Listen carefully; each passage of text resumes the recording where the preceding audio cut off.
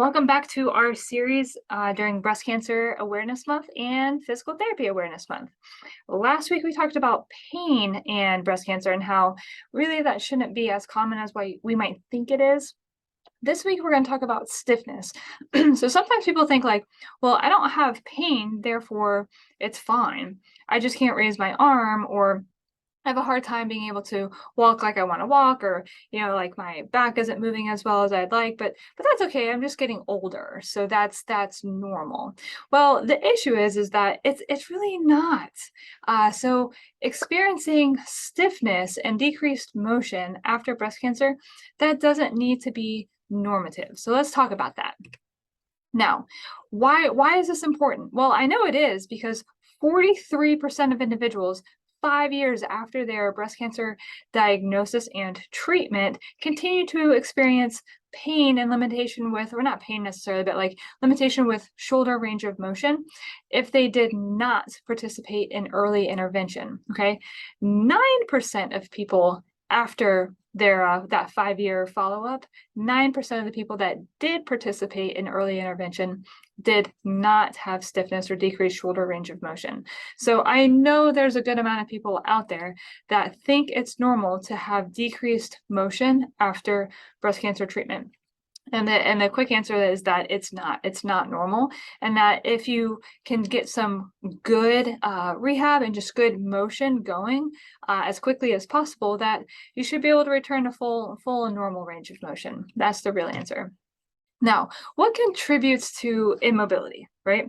Well, we've got this sedentary period and potentially poor posture during treatment. And why would that be? Well, you're recovering. you're recovering from surgery and who knows what else, right? There might be chemo in there, radiation. You just don't feel great. And so it's really, really quite easy to have this period of time where we're not moving much. Well, the minute that we stop moving is when things start to get stiff. So that period is completely normal. It's just how do we get moving after that period? So the joint stiffness that can set in, the muscle tightness that can set in, the scar tissue adhesions that can set in, and then axillary cording as a potential, right? And so what does this look like with the sedentary period? Well, if I'm, potentially sitting, let's say that I'm sitting in my couch or my lazy chair, right? In that nice comfy area, I'm usually gonna have like a soft surface so that pelvis rocks back. Look what happens as soon as that pelvis rocks back. Look at my back. Look at my neck. Look at my pec. Everything is rolling in here. All of this gets really tight. Well, if I have scars on the front of my chest and I'm sitting back into this really comfy surface, these are going to have a tendency to get tighter. These pecs that might not be, super happy about surgery might have a tendency to get stiffer. It's really hard for me to raise my arms in this position. So I can't get my arm up higher because I'm in this what we call kyphotic, position. Now, the minute that I round all the way forward and get up onto my sit bones, now I actually have full range of motion. You would never know that when I sit here though. Okay, so as everything tightens up and stiffens up when you're not feeling well, if you don't really work on opening all of this back up again, then it's going to be hard to get that shoulder to move normally. And that's just like a really, really quite simple change that you can make, is to just change that posture.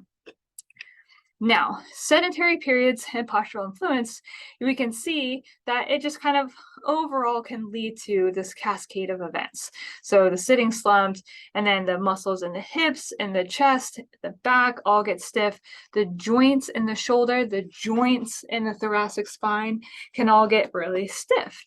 And so these are just things that happens to anybody that's sedentary for any period of time. Really, that's the real answer. Now, the types of stiffness that can happen. So you could get stiffness in the glenohumeral joint, which is the shoulder joint itself. We can see that here where it says glenohumeral joint, the shaft of the humerus comes up to meet the scapula. So that's a articulation or joint. You could get stiffness anywhere really, but these are the common ones. So the hip capsule. Now, why do I say the hip capsule? Well, if you're not feeling great, usually you're not up and moving a lot. Why do I care about that? Well, when I'm up and moving, okay, and I'm walking, my hip goes into an extended position. But when I'm sitting, my hip is in a flexed position. So if I'm seated for a long period of time and I'm not up and moving my hip from flexion into extension, and I'm just in that seated position for a while, weeks, maybe months, and I'm not getting that extension, then the hip itself starts to stiffen up. The low back can then follow. And then any of the joints in the spine can also get stiff, because if we're not going through range of motion like we normally would, I might be in the kitchen and reaching for that cabinet, washing dishes, bending down and back up to load a dishwasher, walking the dog, all the things that I might typically be doing. If I'm not doing that, then I could get stiffness that happens in my spine as well. So now all of a sudden it's like, oh, that's just kind of hard for me to do. So then I start avoiding things that are hard, which then contributes to that cascade of stiffness. We call the scapula, the articulation with the scapula on the thoracic spine. So that shoulder blade, okay, is called your scapula. We can see that here in the picture. That has to move against the rib cage in order for your arm to go overhead. So when that back starts to get stiff, that shoulder blade can get kind of stiff, and that's where it also can be a little bit difficult with raising the arm overhead. And then the ribs as well, especially with that kyphotic position, scar tissue, muscle tightness, then the ribs actually do an elevation and depression when we breathe. And so it can be just like, man, I feel like I can't get as much of a deep breath. I can't rotate as much. The ribs are part of that mid-back rotation.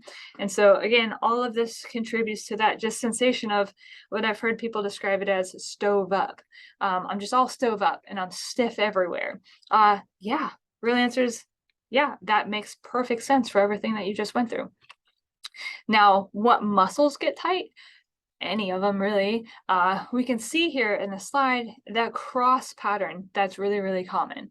So anything when I go into this forward head posture, okay, I can get tight into the muscles in the front of the neck, okay, and then I can get tight into some of the muscles in the back of the shoulder. The pecs like to get tight, and then the upper traps like to get tight. So I get some muscles that are tight and inhibited and weak, and then I get muscles that are just short and tight. And so I get this combination of tightness and weakness that develops. The same thing happens with the hips and the core. And so you get tight hip flexors, which are the muscles in the front of the hips. And then the same thing happens with the low back muscles, okay? And then the muscles that will kind of counterbalance that with weakness are the glutes and then the abs. So they're like, oh, I'm going to go on vacation. I'm going to let all these other muscles tighten up. And then now it's like, here's that back pain that contributes.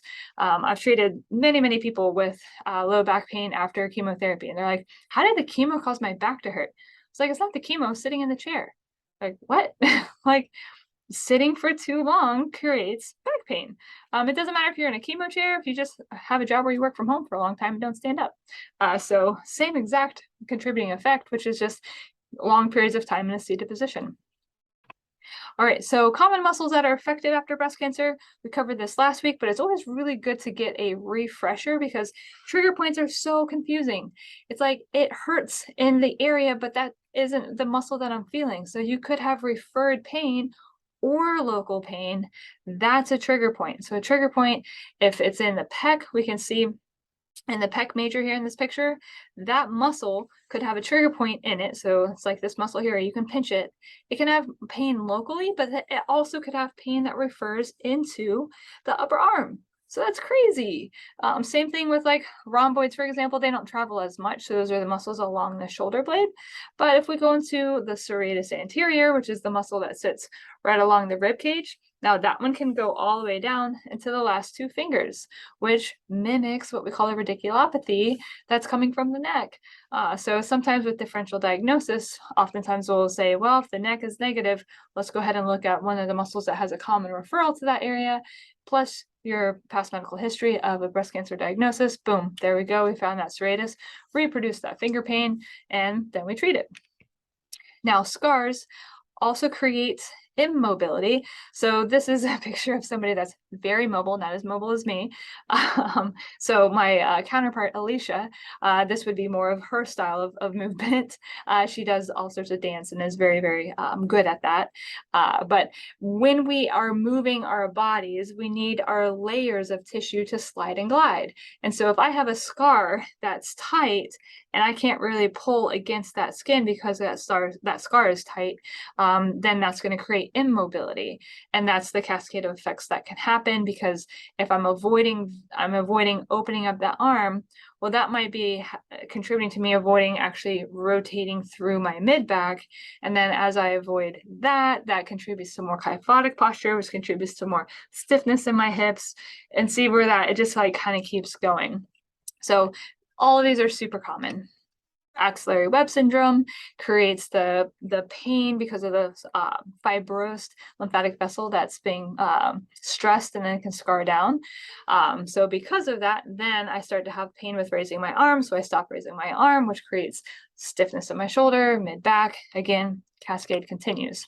So how do I address a mobility problem? Well, first we have to figure out what's contributing to the mobility problem, and then we can address what's contributing. So what I've got written out here are the common things that contribute to a mobility problem. It could be poor posture and sedentary for a sedentary period. So what do we do about that? Well, we get some postural training going, and then we get you moving a little bit, okay? Axillary cording, if that's what's contributing, then we need to address what's stressing that lymphatic system, and then mobilizing some areas around that restriction to like see if we can decrease all of that. Muscle or joint tightness, the specificity of whatever muscle or joint that is, and we get that moving, whether it's a stretch or mobilization. And then if it's a scar or fascial adhesion, same thing, as we've got to get that moving, and the specificity of that depends on the location of the scar, how new or old the scar is. All of those types of things are factors. Now that we know that mobility should return, and you know what contributes to mobility, if you have questions about this, feel free, reach out to the clinic, okay? Here's the phone number right here, 904-734-0200. Shoot me an email, okay? The email's right there, or check out our website if you want to learn a little bit more. But please, like, pass this information along to somebody that might find it helpful, so that way we're not living in like an appreciation of wellness, right? And we're living in this like appreciation of like, how can I fully recover after breast cancer, or help somebody know that a full recovery is ideally possible for them, okay? All right, everybody, so stay tuned until next week, which is our last week, and then we're going to be exiting Breast Cancer Awareness Month.